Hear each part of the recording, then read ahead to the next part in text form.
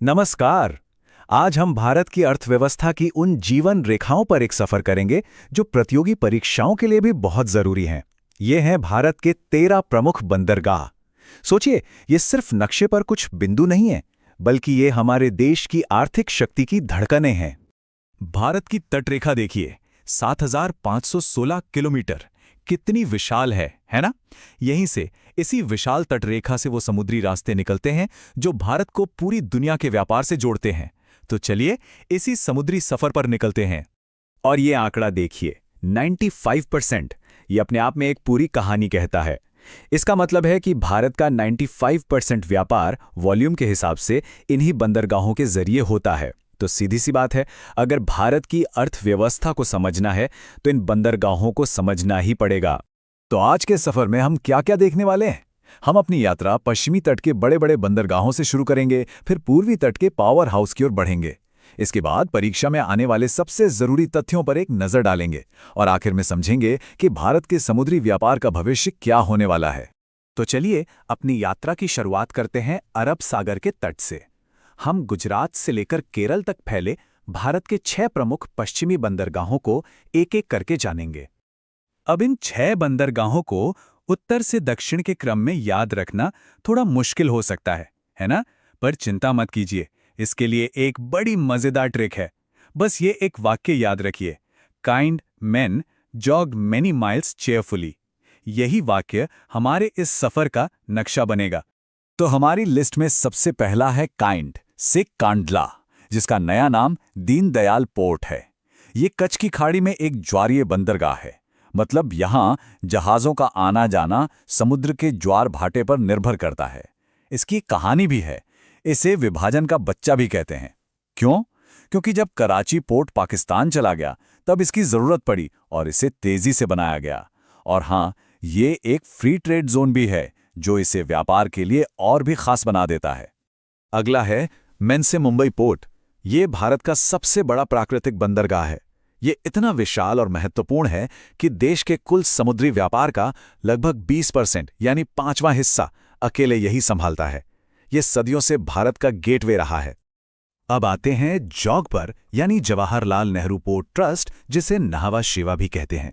देखिए, अगर मुंबई पोर्ट एक पुराना ऐतिहासिक राजा है, तो जेएनपीटी आज के जमाने का बादशाह है, खासकर कंटेनरों के मामले में। देश के 50% से भी ज्यादा कंटेनर यहीं से गुजरते हैं। असल में इसे बनाया ही इसीलिए गया था ताकि मुंबई पोर्ट पर बढ़ते दबाव को कम किया जा सके। हमारा अगला पड़ाव है मैनी से मोरमुगाओ, गोवा। ज्वारी नदी के मुहाने पर बना ये प्राकृतिक बंदरगाह एक डबल रोल निभाता है।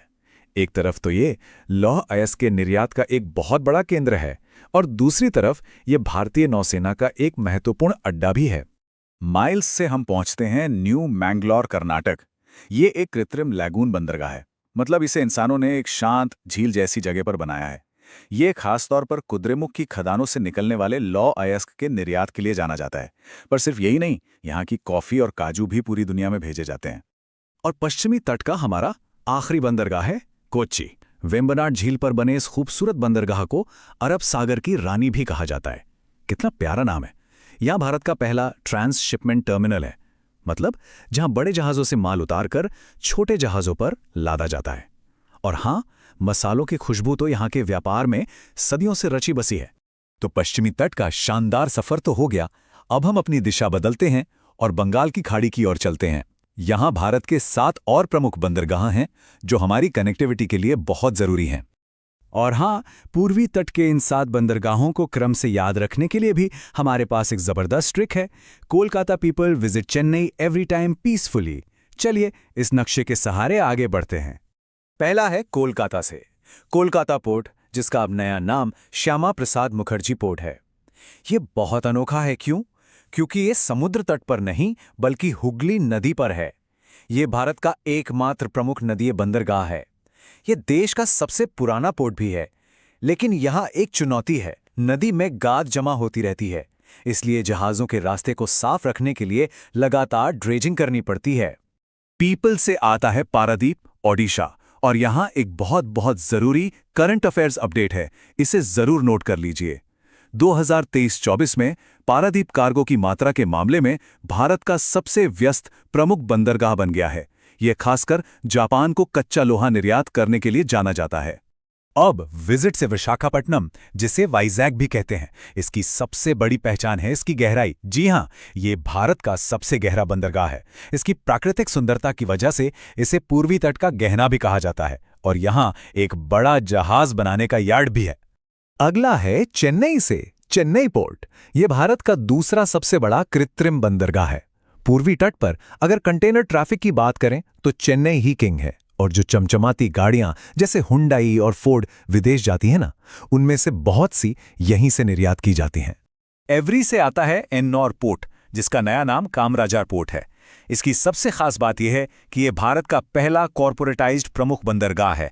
आसान शब्दों में कहें तो इसे सरकारी विभाग की तरह नहीं बल्कि एक कंपनी की तरह चलाया जाता है, और इसका मुख्य काम है बिजली घरों के लिए थर्मल कोयला संभालना।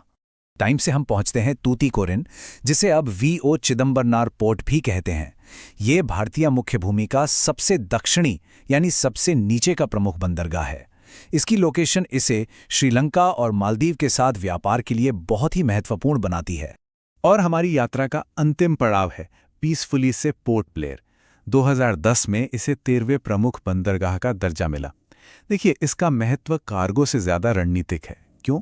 क्योंकि ये दुनिया के 2 सबसे व्यस्त अंतर्राष्ट्रीय समुद्री रास्तों के ठीक बीच में स्थित है।